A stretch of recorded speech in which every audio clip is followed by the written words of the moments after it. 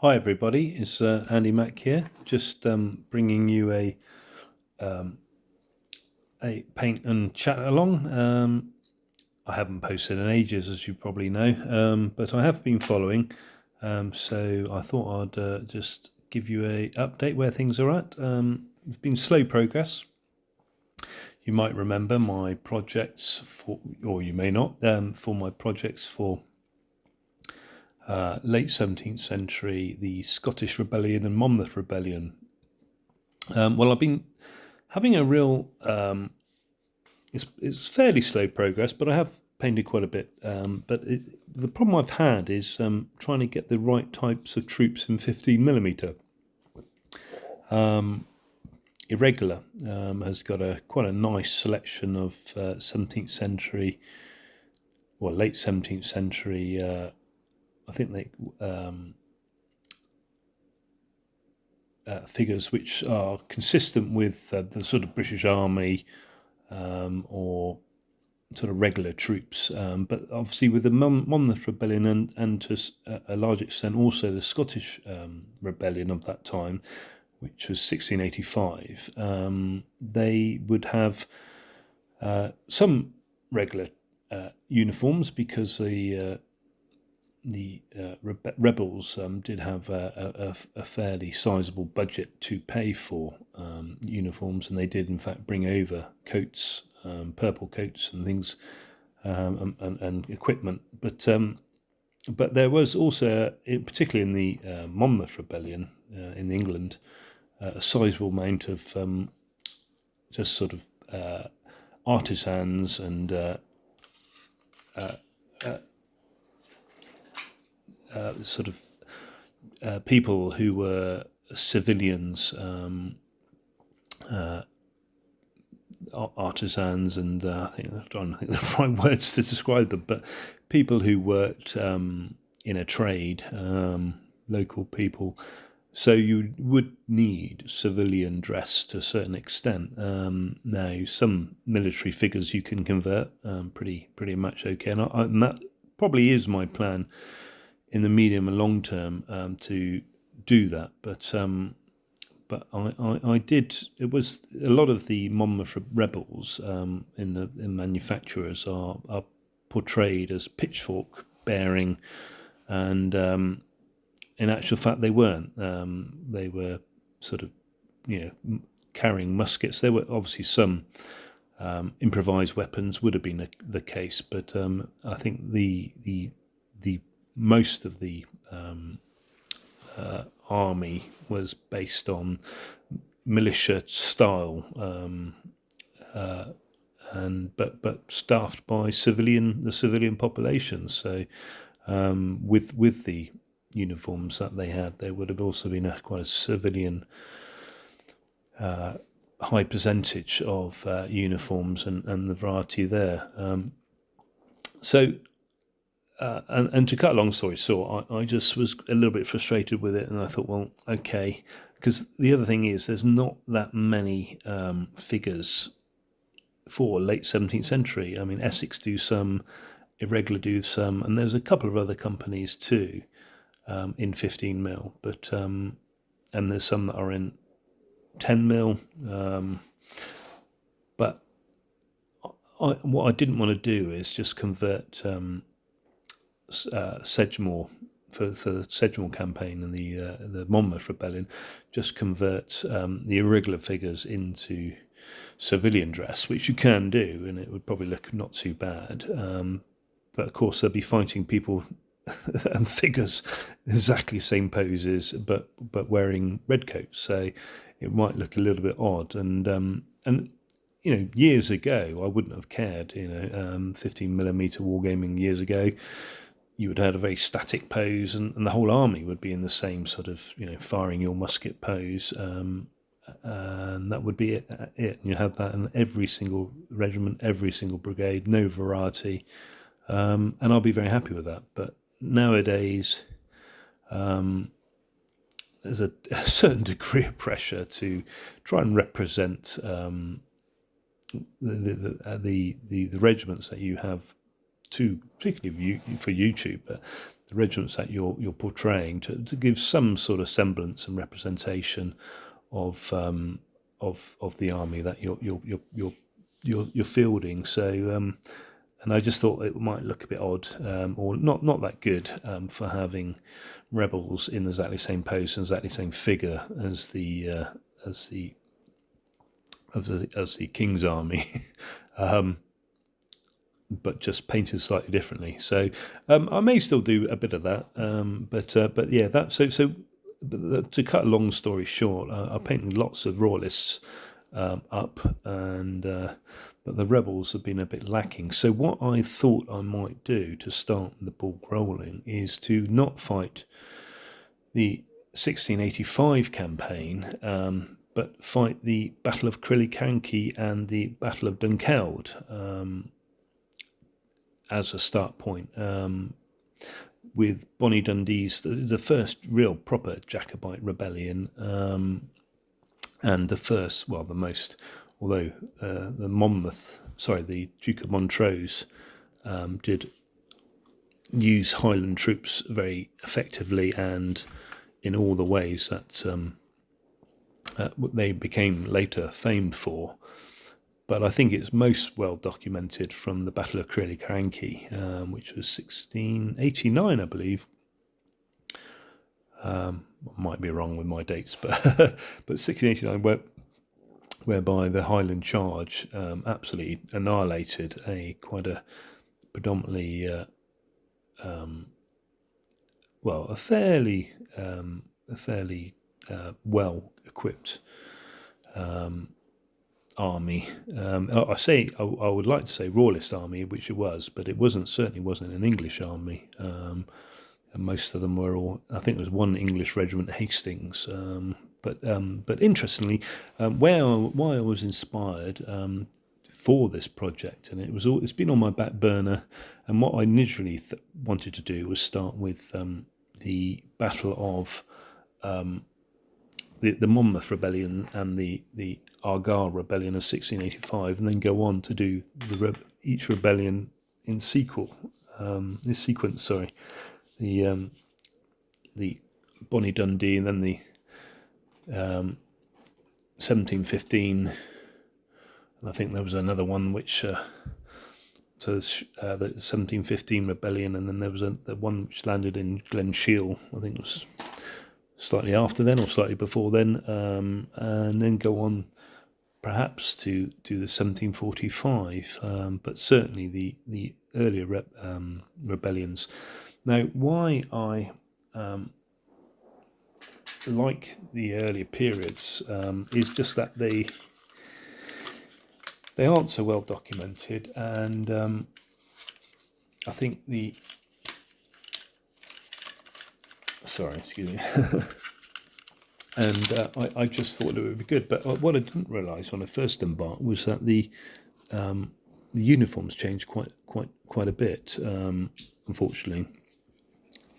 So you had in the 1685 and the 1689, and in the 90s, you had the sort of floppy hat was quite standard for the royalist troops. But once you get into the 1715 and into the 1700 rebellions and battles, they go to the tricorn, which and I have seen some figures manufactured with the 1680 ranges with tricorns where they just tied their hats up, and I'm assuming it was a sort of habit that was commonplace for practical reasons, and then obviously they adopted it more as a sort of uniform thereafter. I don't know much about the way floppy hats are worn on campaign and things, but I'm assuming wearing it as a tricorn in some instances was probably more practical, so people would tie them up or whatever they would do. So but yeah, so I like to, of course, the figures you might use for the 1715, you can also bring in the Marlborough period, bearing in mind Marlborough fought at the Battle of Sedgemoor on the royalist side, but certainly the Marlborough campaigns and so forth were in the period of slightly after. Well, the Marlborough as a general hero was slightly after the 1685 period. He was still quite. I can't remember what his rank was, but he was still.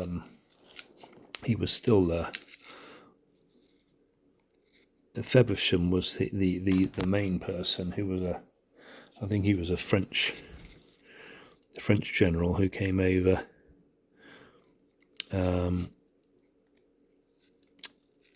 And they're all called sort of Feversham, but I think his actual name was, I can't remember. I don't know what it was. I can't remember, but it was he was a French guy who was a French general, and very effective with it. And I think Montrose was more of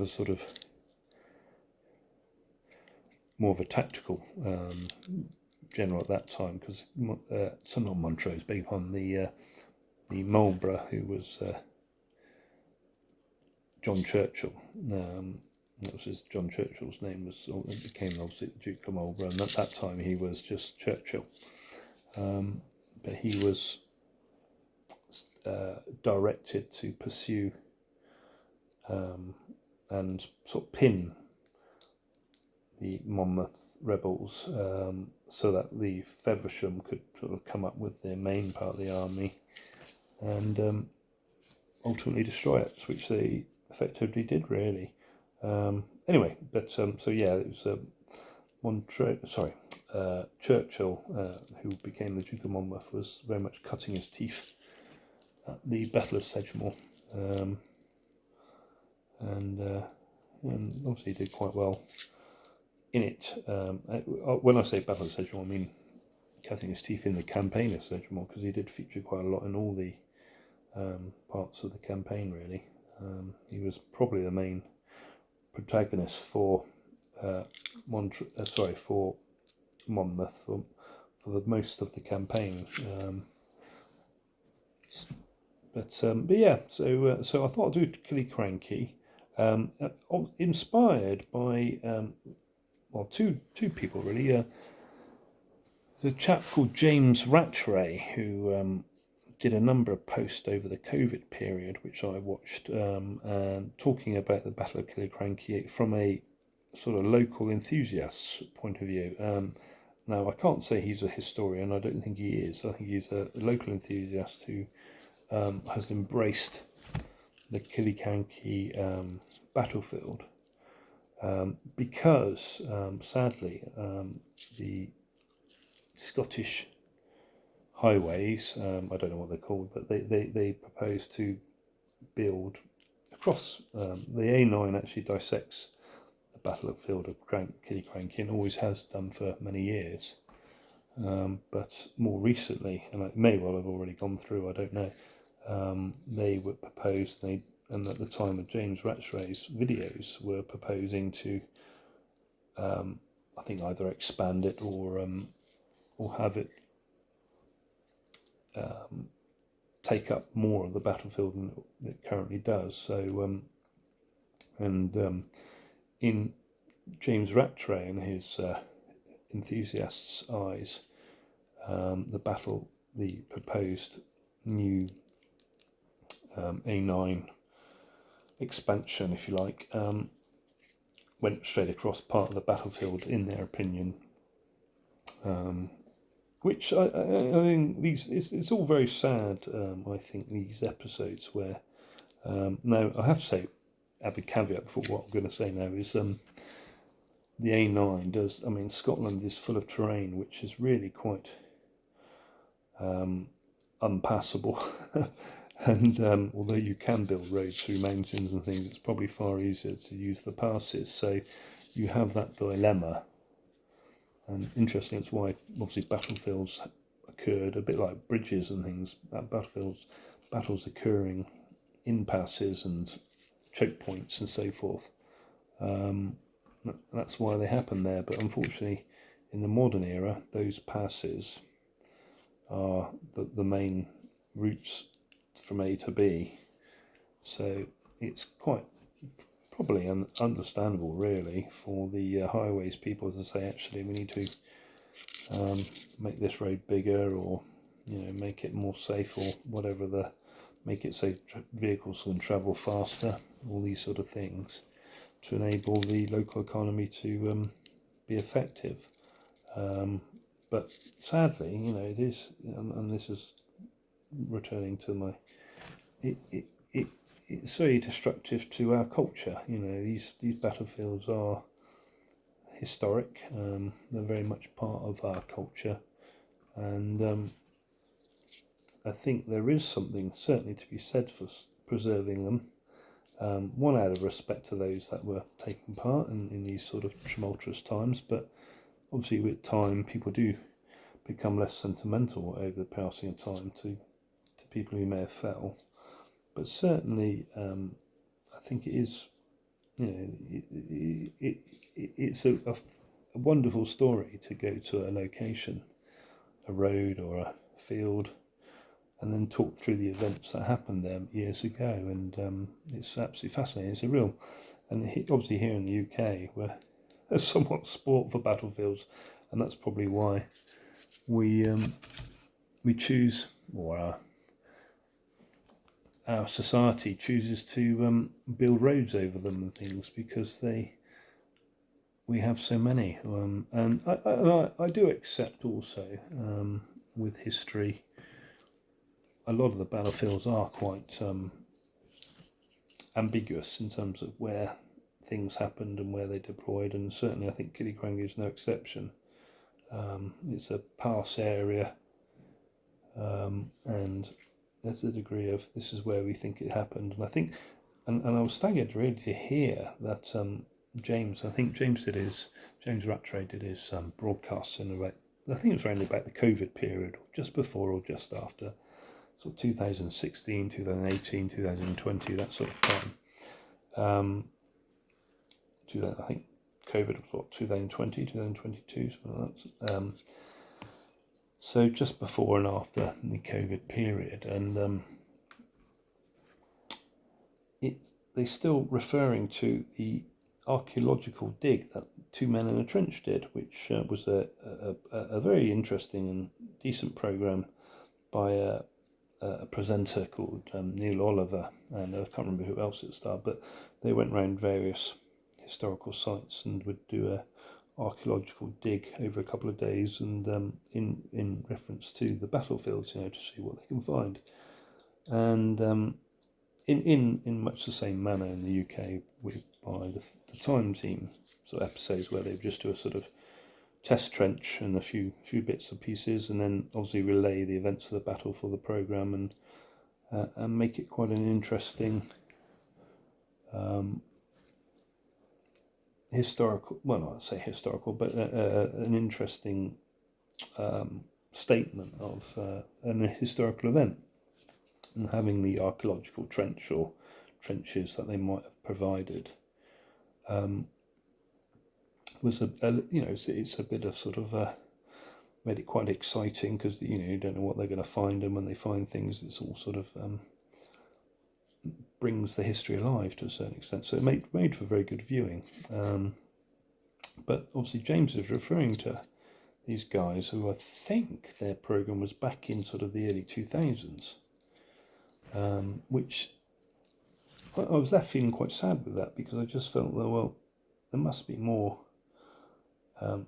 historical data, and you'd think that if they're going to build a big road, and I think they did do a big road, but I don't think they did it, but from what James was saying, James Rattray, it was done a bit half-heartedly, and they didn't do the full survey or whatever that they should have, what would have been nice for them to do, to categorically prove where things happen, or certainly give a very strong argument to where things happened. And but anyway, so yeah, I was just a bit disappointed that some, I think it's a testament to a lot of our battlefields. They are just kind of left and to some extent built over. I think if you go to places like Newbury and the First and Second Battle of Newbury, certainly the First Battle of Newbury, a lot of that's all now just a housing estate, and that's the English Civil War. And I think Naseby's had a road built over it, so again English Civil War. And I'm sure there's other places if they are. Now,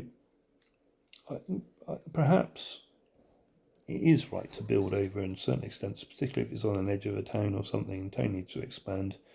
And, you know, most people aren't particularly interested in the events of years gone by. But I think there needs to be more effort to acknowledge what's occurred and maybe do a survey of the area before you build, and so you know what's happened, and then you can perhaps have a visitor centre or something like that where for folk who are interested in the period and the history of it, they can go to a location where the battles are fought and have some quality day really about, you know, looking at what happened and finding out about it. So without all that doom and gloom said, there are plenty of battlefields still in existence that are pretty much untouched. So, which is nice, you know. And you go to places like down to Cornwall, and I went to the Tree Inn at Stratton, which is a little village down in Cornwall, the southern part of the UK. And that was the headquarters of English Civil War battlefields for the Royalists.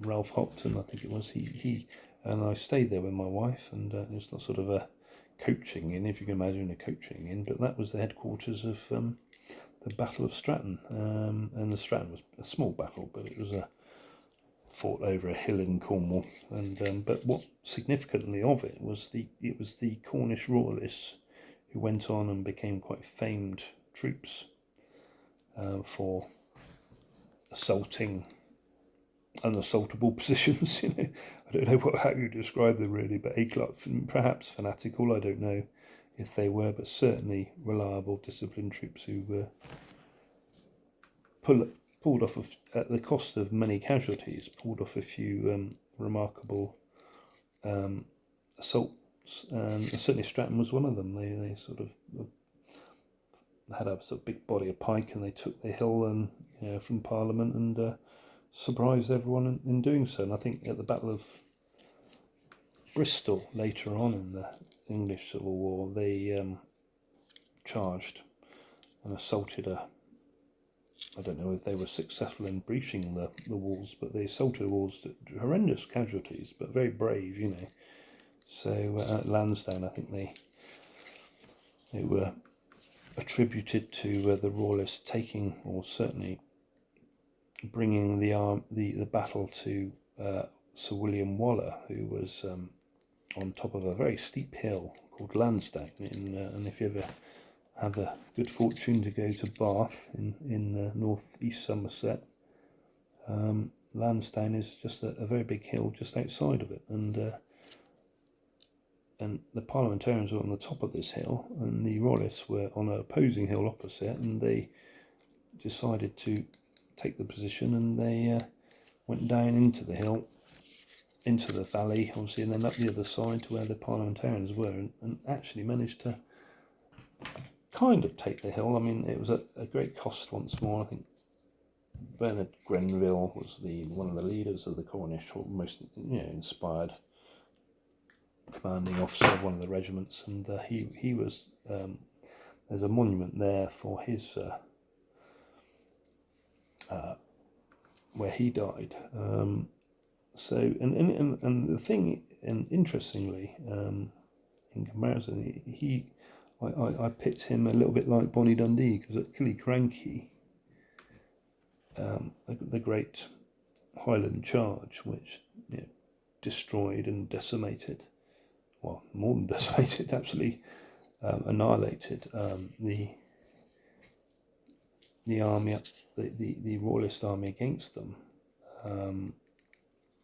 the ending art of the battle, Bonnie D himself was killed and wounded mortally and died. And then likewise, there's apparently I haven't been there, but there's a monument on the battlefield for his passing, and that was the kind of death knell for the rebellion in a way, because he was quite a charismatic guy by all accounts, and a lot of people of I say the noble people, but the people who can make a difference in a campaign threw their lot in with him, and the fact that he died, I think it was the Jacobite cause thereafter was a bit lost. Now I'm speaking top of my head here. I don't want much evidential academics to back it up, but certainly, yeah, that seems to be because they went then on to Dundalk, and the Jacobites actually lost that battle. Dunkeld in Scotland, the Battle of Dunkeld, and which is again one of the battles I want to fight. And then the rebellion fizzled out. I don't know how, I have read a bit around it, but I don't know much more. Now, one of the inspirations for my enthusiasm for that sort of early Jacobite period was a video done by Terry Crick. He does wargaming and wargaming historical YouTube things. Whether and he, a bit of variety, but he did a battlefield walk. Just he was obviously up there on holiday and chanced by or went to the Dunkeld village and walked around some of the parts of the battlefield, and it's all there. It's all there. The town was burnt down, but in terms of its, very much that one building burns down and they build another one in its place. So I think the town is very much in the footprint for the one that was there previously. I don't know if the whole of the town burnt down. I have to check, because I was always led to believe there's a number of buildings were survived, and they've sort of got plaques saying, was here in that when the battle happened, type of thing. But anyway, in the cathedrals there's a sort of a small cathedral, large church kind of thing, which was a big feature of the battle, and there was a regiment called the Cameronians, which is a bit obscure really, because I know they went on to become a British Army regiment, as many of these sort of period noteworthy regiments do. They go on to become Scottish this, that or other, or the Grenadier Guards or something like that. Yeah, they start off with being known as the King's Troop or something like that, and they go on to become famous regiments that we all know now today. But yeah, the Cameronians. What I find odd about that particular battle is that if you were a Cameronian soldier pitching up in Dunkeld with the knowledge that the Highland host have just annihilated an army at Killiecrankie, and I'm sure you probably knew about their potential from the English Civil War, which wasn't that far away, and Montrose's, that you would feel that troops who weren't, I'm pretty certain the Cameronians weren't a highly experienced outfit. I think they were little more than militia. I might be wrong on that, but I don't think they had a great history of veterans. Not great history. I don't think they were a veteran combat regiment. But I'm happy to be corrected. But yeah, they held out and they fought them, and I think they were sort of almost fanatical, perhaps. I think they were the Protestant version. They were sort of very obviously religiously focused, and that's my understanding. That's what I think probably happened. They were the Protestant equivalent to the Catholic biased Jacobites, I mean, obviously, I have to be very careful because there's a lot of Protestants fought for the Jacobites as well. But in essence, I think they were sort of the polar opposite to the Jacobite cause in Scotland in that respect. That there was a lot of fanaticism. That's probably the better way of wording it. So but it's a very. I don't know much about the Cameronians at all. I've never heard them, and it's sort of their shining. This was their day, if you like. But I think they still suffered some casualties, but they won the battle, and obviously, possibly you could put the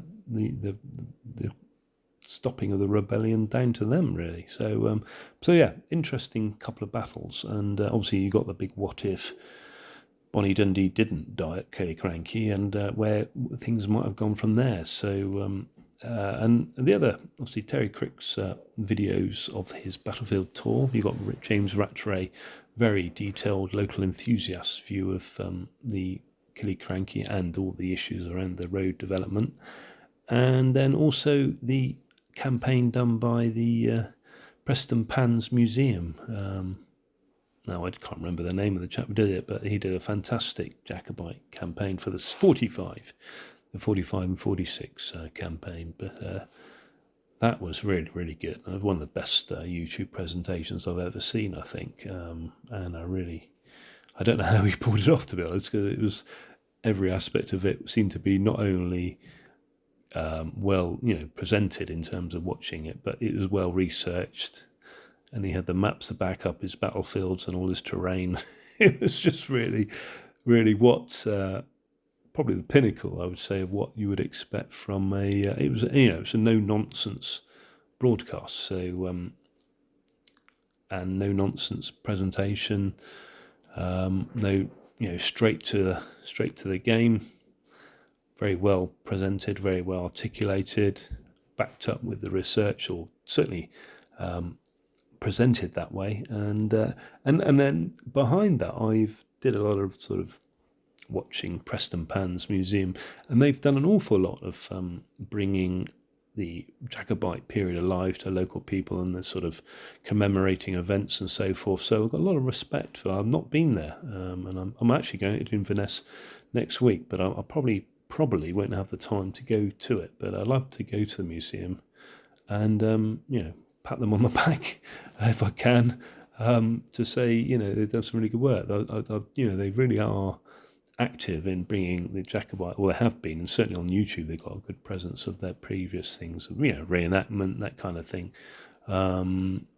for bringing their interest alive to the Scottish and tourist and other people. So the Preston Pans 1645 campaign was just awesome, and I haven't had much in terms of sort of battle reports and so forth. I don't think there's much that I can really say that I've watched on YouTube that can pass that. It's just right up my street, it was. So what they did and how they presented it, I dare say there's a bit of poetic license. I think they had sort of people helping make the decisions and so forth, and but it was just really well done, and as a viewer, exactly what I would like to view, because quite often I get hung up on there might be a topic I'm interested in that someone puts in the headline, and it it's half an hour till they get to that topic, and then I'm often disappointed. So I do like to have a no nonsense YouTube. It would be like the most ideal for me. But that said, a lot of people are ploughing their furrows and doing quite well in their YouTube world, so all good for them. But But I did particularly like the Preston Pans ones. Anyway, I'm just, as you can see, still got lots to do, but I've been wittering on 34 minutes. I'll go on a bit longer. Until it's. So that's the plan. Killiecrankie. Now I think I can, I'll be able to pull off the Sorry, I lost my head. I've got one of these sort of head things you wear look through, so my eyes aren't as good as they used to be, so I have to use that. But I think Killiecrankie and the Battle of Dunkeld would be fun, and I quite look forward to making the buildings to make the street. Obviously the The cathedral might be a bit of a challenge, but I can probably pull something up together with that. I don't know, or might be able to get a sort of paper model of a cathedral or something in a similar scale. I don't know, but anyway, we'll give it some thought. Yeah, so I thought that'd be a good project. But no, I've got a couple of other projects running, but again, a little bit slow. I've got my American Civil War. Now, I'm doing, would you believe, American Civil War in 2mm. So, which does throw up some challenges in terms of, particularly for YouTube, presenting 2mm figures to a YouTube audience, and how I would make that interesting does pose some challenges. But obviously, the first challenge really was terrain. How do I present 2mm figures for a battle? And obviously, one of the benefits of such small scales is that you can do big battles if you want to.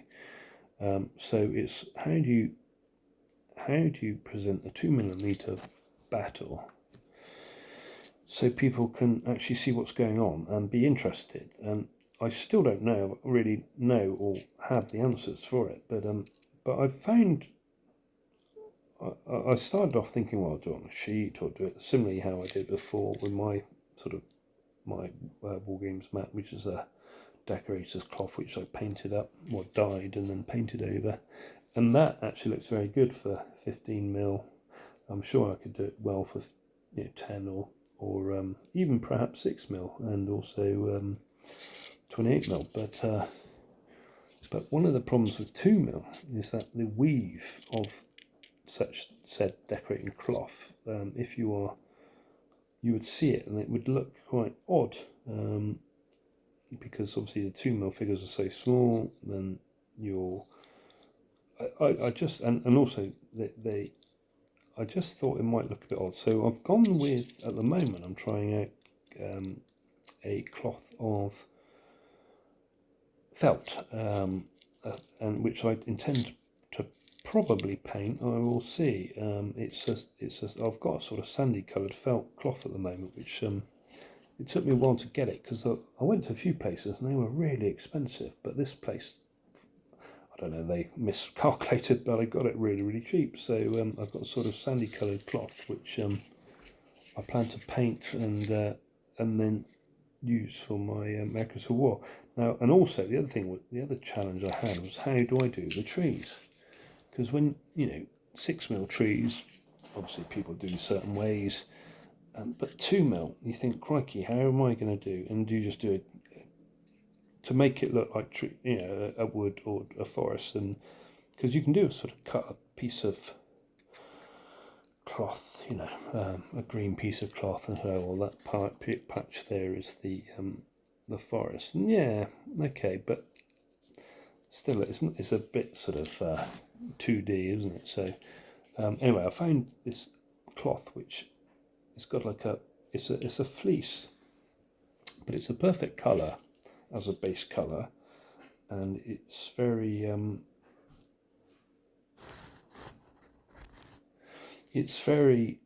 2mm. It actually does look like a wooded area, and if you painted it correctly and maybe put a bit of glue in to make it sort of a bit less fleecy, less cloth-like, if you like, to harden it up, I think it looked really good. If you paint it on cardboard, you'd be able to have sort of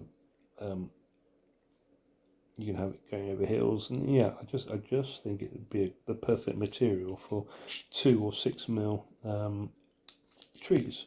So I've got a load of that, which hopefully I'll be able to do, and I'll present a video of me struggling to make convincing 2mm and 6mm trees. Why I say 6mm as well, because I'm toying with the idea of doing some ancients in 6mm, but that's a project for the future. I've also got I'm still very keen to do a sort of African, post-colonial Africa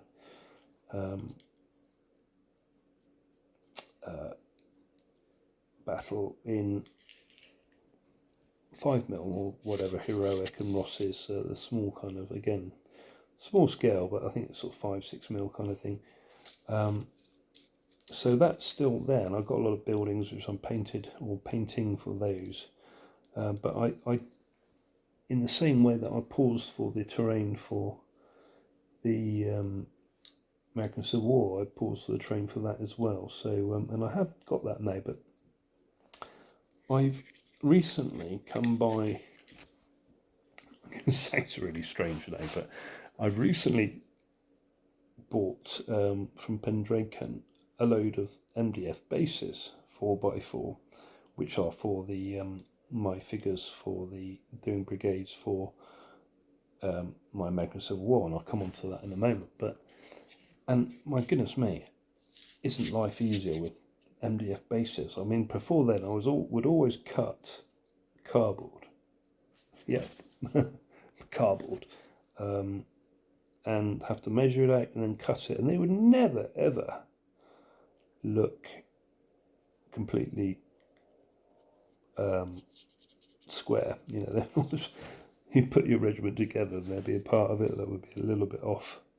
I mean, I quite like that because it's sort of the amateurism is in, and as you can probably guess by my video now and all the videos I've ever done, I like the amateurism and the sort of enthusiast over content, you know, gloss. I'm not into gloss and sort of commercial and all that kind of stuff, so I do like the sort of the guy in the shed sort of, as I think I said many years ago, I did a I'm a wargamer type thing, and I said I'm the guy in the shed, and I still am. I enjoy, I much prefer those sort of enthusiasts who just got their enthusiasm. They just tell you about their hobby, and Heath Robinson it may be, but that's what I like anyway. This sort of amateurism. I don't do it for gloss and commercialism, I suppose is the word. Money. I just do it as a hobby and a diary for what I've been doing, and it's nice to meet and go along the way with people of a similar mind, really. So that's what I like, and I've met, well, I say met, but you know, virtually met people over the years whilst following them, and they followed me, and I've really enjoyed that sort of connect, I suppose. It's, you know, you can't say you're friends because you don't know them, but the connect that it gives you is quite nice, and it's also I've met some actually. I've met some, obviously some people I've met and kind of would class as friends, but most, you know, mostly you sort of just connect with people, and and it's really nice. It sort of fortifies you in your hobby, and you share the experience, and you know, get inspired by each other. It's good. So I like that kind of amateur-esque style of things. But returning to it, yeah. So in my American Civil War, now I might have lost my point now, but I'll just go back to American Civil War. Now with my American Civil War, I have plans to follow the Paddy Griffiths. The rules that came out, I think it's by a guy called Knight back in the 80s, which was very much a sort of tactical, kind of grand tactical, but more so tactical view of the war games rules, and it looks a dull set to play, to be honest, but they're all very much geared towards time. So you'd have 15 minutes between giving an order and receiving an order, and there's various levels of command that those orders would have to go through. So you can imagine if you've got a big battlefield, how long it takes to both change your orders and give new orders. And so I really like the look at that, and I thought it'd be a nice, interesting wargame experiment, bearing in mind we often do have mechanics in war games that are quite gamey and spontaneous, and you know, they talk about fog of war, and fog of war is a dice roll, which might mean that you can't do what you want to do this turn. Well, there's that kind of thing, but it would be because of the delay the orders take getting to people. So you would know how long it's going to be. So you have to, when you give your orders, you have to take into consideration that they will have to be delayed, and equally your sort of brigadier on the ground would have to respond to changes of events as he saw fit, because the orders wouldn't be there. So yeah, so anyway, those rules, it looked very interesting as an experiment. Obviously typically old school rules whereby they've got fair bit few charts and tables. But I thought I'd give it a go, particularly at 2 mil. It would be quite good to to run a battle in that way, and I still plan to do that. But everyone was been banging on about the Little Wars. I know Little Wars is this kind of the Ferrari, if you like, of for many people, it's the Ferrari of the sort of YouTube war games presentation, and some of them I have enjoyed watching, but to cut to a long story short, they do their Altar of Freedom, I think it is. So I thought I'd give that a go, but do it in 2 mil. So I might have to do a few changes of scale in terms of ranges and such. But so I've got some bases that are more aligned to that, and it seems quite generic in a way. The way they say a sort of base is a base, and if you've got a 2,000 man regiment. 2,000 man brigade or a 600 man brigade, it's the same base, and so it looks the same. So I'm going to try and make mine so you have a sort of, if you had a smaller brigade, it would look a bit smaller, so you have maybe 2 units instead of 4, or two. Anyway, I'll show when I do the figures. I'll let you know what I'll show you what I'm doing and see how it goes. But anyway, I was going to try Altar of Freedom and see how it plays. It was quite cheap. I got it on online, so I've got a PDF of it. So yeah, I'll give that a go. But yeah, rules is the thing I'm looking for. I always like to get good rules, but I'm going to give that a go. And then I also got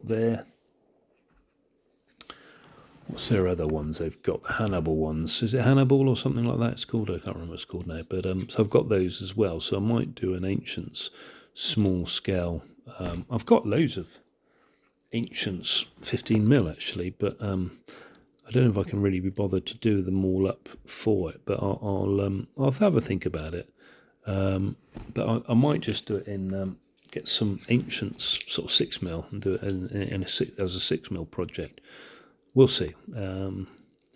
I've forever thinking about projects and thinking, I'll do that, but actually getting around to doing them, or indeed finishing a project hasn't been easy at the moment. But one thing is, I'm planning to retire next year, so I'm going to take early retirement and finish. So that will give me probably no end of free time and opportunities to go back. One thing I want to do is do some battlefield walks, go and have a look around, but just spend a bit of time in some of the battlefields, and that might sit well with a YouTube presentation as well.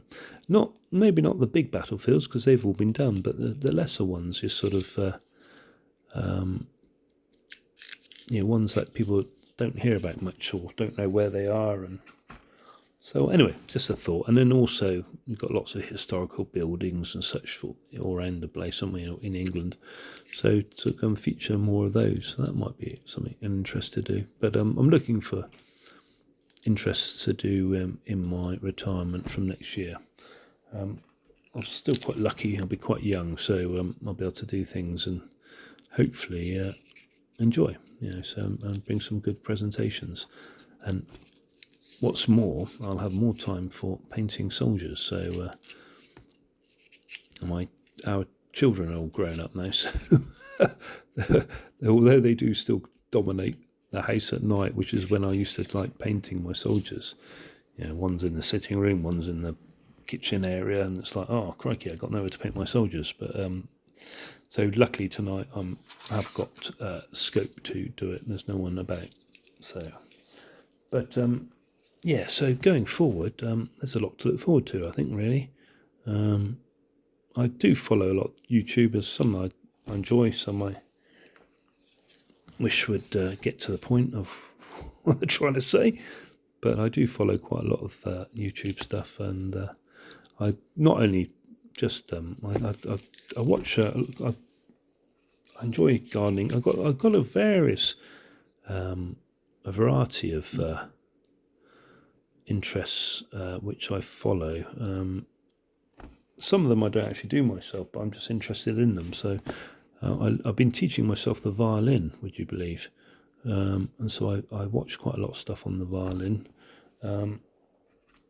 Folk music, really, more than classical. But I like classical music as well. But yeah, I've been teaching myself sort of folk tunes and historical tunes, which is quite funny. A lot of people laugh at me when I tell them I do that, but it's just something I've been doing. And so some of my YouTube is following that. And gardening, I like gardening, so I do watch and follow gardening stuff, outdoor stuff as well, like people hiking. There's a guy called well, my son just came downstairs, so I forgot what I was talking about. I had to pause it, but yeah. So I think, was I talking about projects? I can't remember, but so I am doing Killiecrankie first. That's the plan.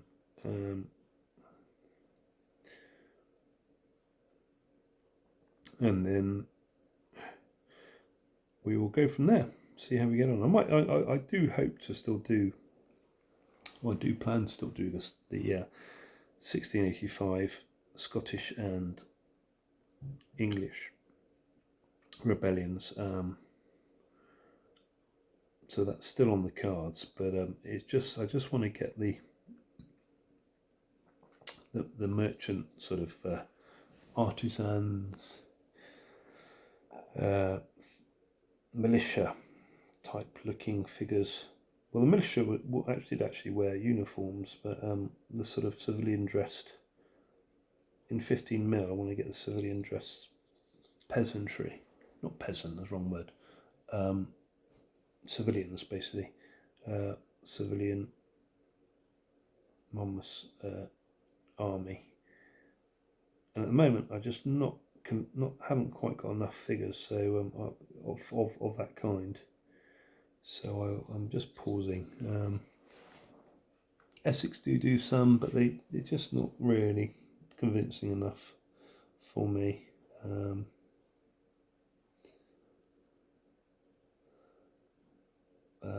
I'm trying to think of the right word. What the merchant class, is it? I don't know what there's a word for them. But they were all kind of tradesmen, if you can imagine civilian tradesmen. Not all of them, sorry. A sizable number of them were recruited as civilian tradesmen. There were quite a few, obviously professional soldiers as well, but there was a lot of them were recruited as tradesmen.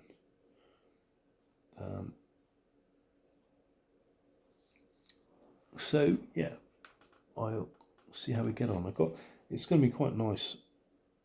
Hope, I know retirement affects people in different ways, so who knows what it's going to be like for me, but it will be quite nice to have the time to properly think and allow and budget time for my war games hobby.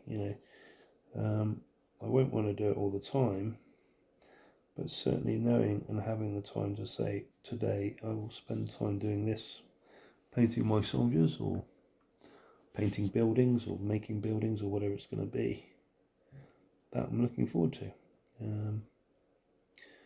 So yeah, just painting up infantry figures now, so putting a bit more red on I got the undercoat is actually a Halford's, I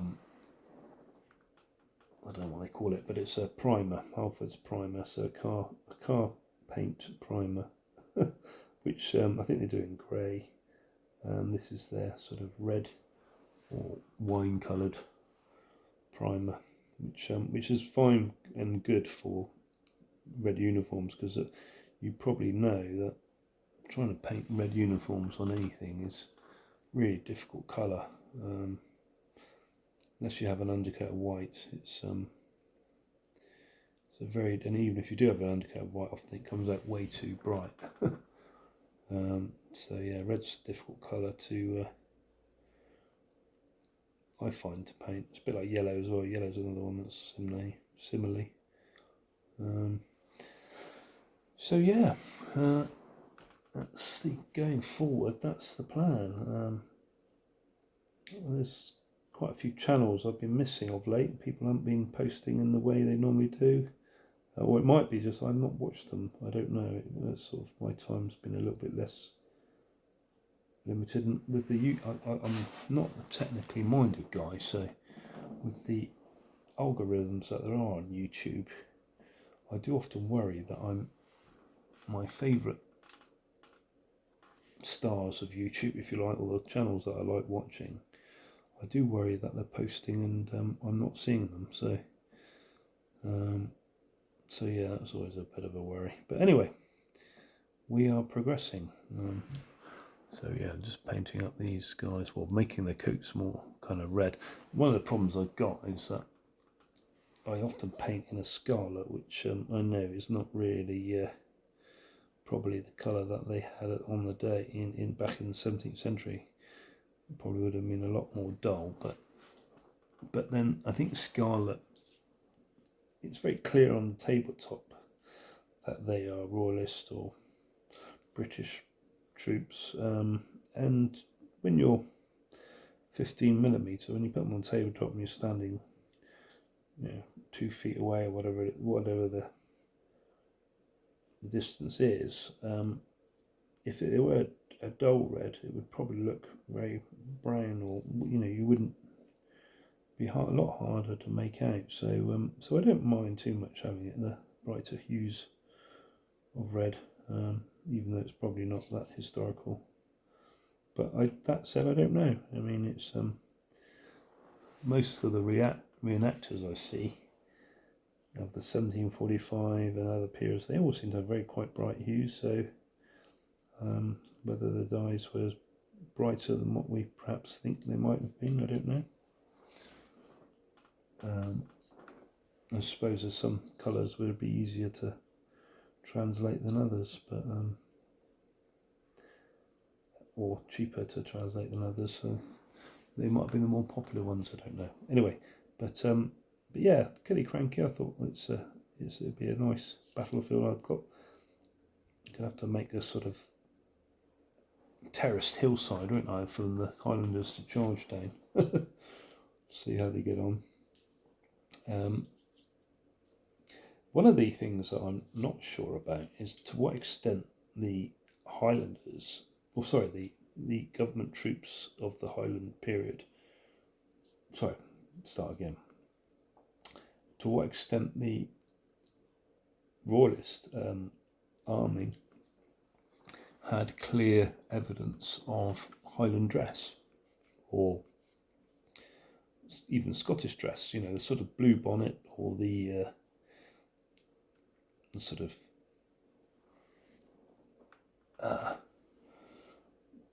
I say tartan, but it probably would have been a very early tartan in these times, so it probably would have been more of a kind of tweed or a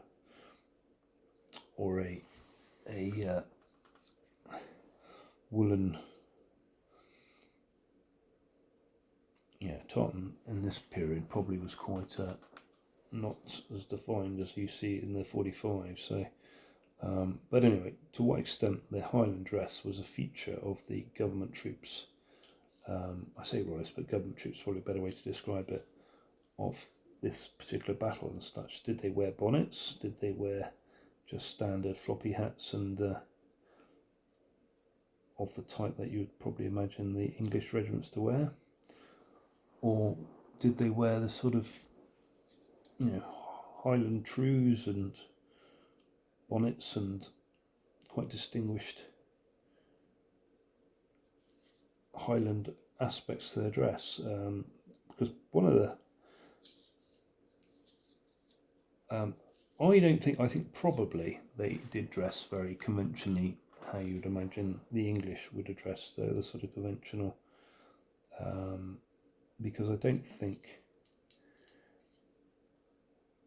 I think they probably would have been easier to source, floppy hats as opposed to bonnets,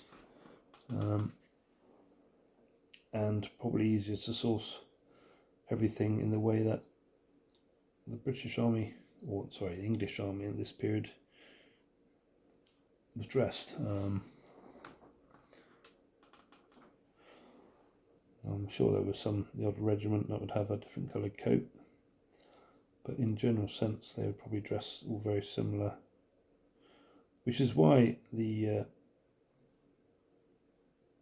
Monmouth Rebellion was interesting, because he had a lot of civilian dress in it as well, but for this one it's government troops versus Highlanders, so I got both of those I can represent fairly well. The Cameronians, I'm led to understand, were dressed very much as you would imagine government troops to wear, so just sort of floppy hats and red coats, even though I think they do have some sort of Highland heritage, but just the way they were funded. So yeah, still painting away, same old. So yeah, I don't know if anyone's ever going to listen to what I've been saying, but it's just thought I'd just bring you along. You've got time to waste. Let me whitter on. There's quite a few channels I miss. I haven't seen in a while, which everyone's got every right not to post and things, and I haven't posted in ages, to be fair. I've had a bit of a lack of mojo. I did after COVID, and but it's just also I've been busy watching other people's channels and doing bits and pieces myself, and just not really been in the mindset to do it at the rate I used to. But I think I might get back into it now. I think I'm sort of if people can tolerate what I'm presenting. I've been playing a few computer games as well. That's what I've been enjoying. Playing some historical computer games. Rome Imperator Rome, is it, or something? Quite enjoyed playing that. Sort of a empire building or Rome building game. I've recently got U-Boat. I haven't played that yet, but it looks quite good. There's a few war games with Fields of Glory and all that I've been playing as well, and what else? Obviously, World of Tanks. There's a new one, World War One. I mean, they're both a bit, arcadey, aren't they? The World of Tanks and things. There's nothing that historical about it, but it's still a bit of fun. But there's one that is similarly a arcade style World War One aircraft game. I can't remember what it's called now, but it's very much like World of Tanks, but you are a World War One German or Allied, or I say German, but I don't know what World War One they would call themselves, but the Axis or Allied aircraft, and I quite enjoyed it. I had a go with that today and quite enjoyed it. And what's good about both World of Tanks and those games is that they're quite short. If you want to play a quick game, you can. I mean, Imperator Rome just goes on forever, and there's a few games I play. Stellaris, which is a sci-fi game, similarly, it just goes on forever. You play in sort of a long game. I mean, if you play singly, you can save it, which I do, and you come back to it. But these are long games which you don't really finish until you're beaten. So yeah, I've been playing those, and I enjoy those. But the only trouble with those sort of playing games like that are particularly the long ones. You do come away from it thinking, I've got nothing really apart from enjoyment, nothing really to show for it. So I suppose it's a bit like reading a book. You read a book and you enjoy it, and that time passes, and then you've got nothing really to show for the fact you've read that book. But yeah, but I do enjoy computer games, the old school ones. I remember when Total War first came out, I thought that was amazing, but I don't know whether it lost its way a bit, but it just seems a bit not quite the same Total War now. They didn't seem to expand or improve upon, that's probably the word I'll say, the original game, which was groundbreaking, you know. Rome Total War, the first one, was so good for its time that I don't really think they have ever had that same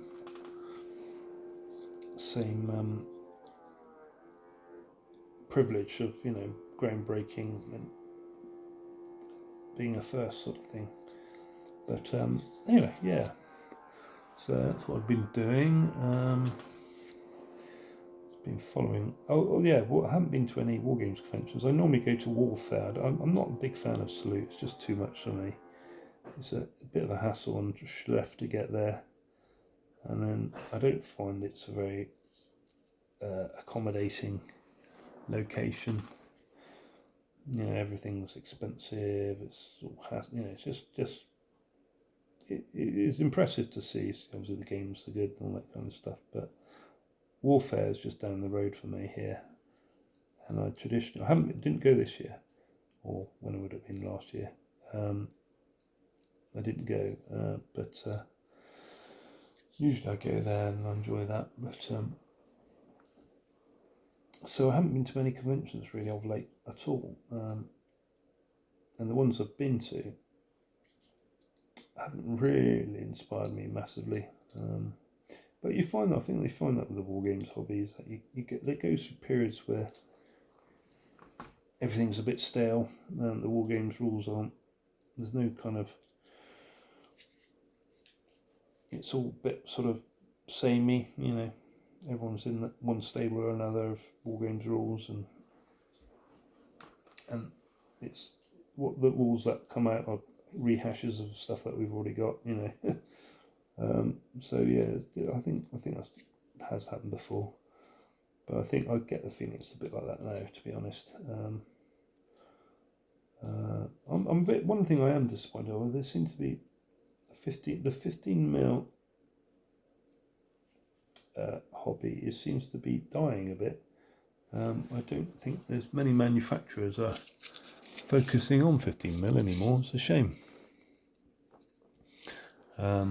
Because a lot of them are either 10 or 6 mil seems to be all the rage at the moment, and it's, I think, partly because certainly a lot of the war games rules now are based on sort of element type war games as opposed to single figures, or, you know, so it doesn't really matter what figures you have. It's the base that matters, which is, you know, Altar of Freedom, the Little Wars TV rules. Greg, I can't remember what his name is, but Greg, the chap Greg, his rules. They say it doesn't matter what scale you are or whatever, you know, a base is a base. Which I lament a bit for the period where you'd have figure removal. I did quite enjoy that that's what I kind of grew up with. My Napoleonics is still figure removal. I based them all up for the old WRG system, which figure removal. So yeah, I'm still not wholly convinced of the element wargaming, or the base. A base is a base, you know. Brigade is a base kind of thing. And when your brigade loses, you just take the base off. Or I used to quite like seeing your regiments reduce in number and physically demonstrate the fact that they are becoming a concern, you know.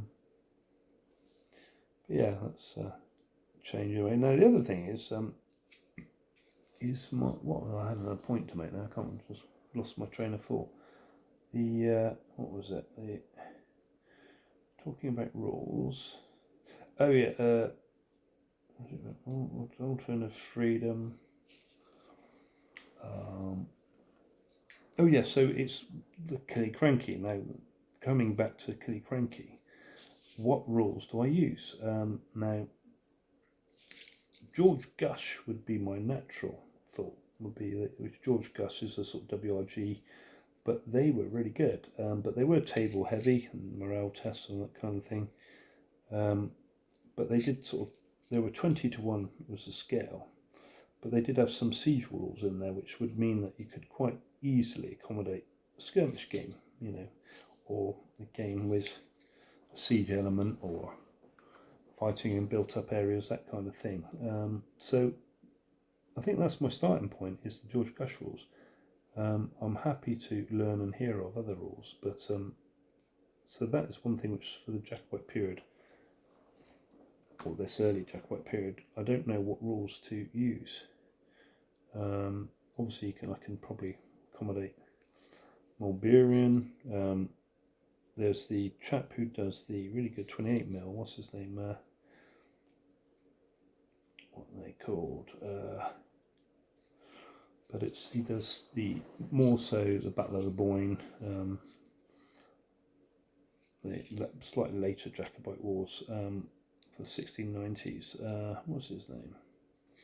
Can't remember now. But he brought out, there's a set of rules. Barry, someone brought out a set of rules which is all to do with the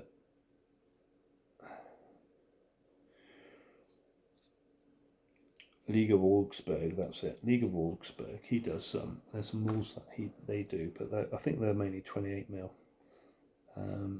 So to what extent I will look, I have got one of his rule sets, but it's one of the older versions he's brought out. So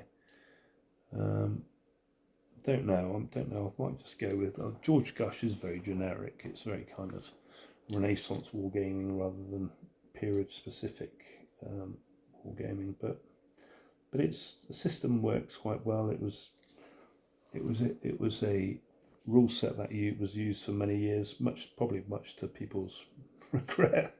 But the game, I played it when I was 16 and 15 and that kind of thing, and when I was doing English Civil War wargaming, and it seemed to play quite straightforwardly. I don't ever remember it being complicated, or they did have tables you had to refer to, and morale tests and that kind of thing, where you have to work at a little bit of mathematics, but nothing too testing. So I'll have to see. Yeah, I'll see if they might be what I'll go to. Sort of ones I've got those rules and are familiar to me. But if there are any other rules about, I might be interested to hear those. So yeah, that's where I'm at, Killiecrankie, and then obviously the wars of the rebellion wars, I suppose, 17th and 18th century. I don't think I will go and do the Jacobite rebellion. I don't think I'd go as far as that, and partly because the Preston Pans guy just did it so well. I couldn't ever imagine to better it. It was just very, very good. I would highly recommend going and seeing it. Preston Pans, I think Preston Pans Museum or Preston Pans is the website, but he did a what if campaign. It was really, really good, really, really good. And I don't think I've ever seen anything better done. Really, there probably have been, but it's all similarly done. But it was very, very high quality, I thought, and it was exactly what I like to watch, war games wise, on YouTube. Just kind of hardcore guy, passionate about his hobby and doing the best he can with a degree of amateurism. And I don't mean that because it was very professionally done, really, but if someone said to me they had a budget that they're being paid to do it, I think, yeah, fair enough, and it was a group of them or something, but just it wasn't no frills, just get on with it, and it was really good. Really enjoyed it. So yeah, the only worry is that he's done it now, so he may not do it anymore. If you're called Preston Pans Museum, once he's done the 1645 campaign, he's probably run out of things to do with that period. I don't know, in a war games way. So which is a great shame. It's a shame they're not sort of called the 17th century rebellions or something like that, so we can look forward to others, but not 17th century, sorry, the 18th century rebellions or something, so there'll be other things going on. But anyway, that's that. So that's the Preston Pans, and there's quite a few War Games channels that I do miss. I don't know whether I don't see them or people taking time out. Probably it's a sort of fads change, don't they? So maybe that's why. Right, it's been on now. How long have I been going now? For an hour and 15 minutes. So we'll call it quits there, guys. If you've had the stomach to remain with me this time, there will be more. I will do some figure updates once I've got them based up. I have quite a lot painted here. So I'll just bring you down. I have been painting quite a lot. So soon we'll be able to bring you some actual figures based up and ready to roll. But until then, I may do a few paint chats, that sort of thing.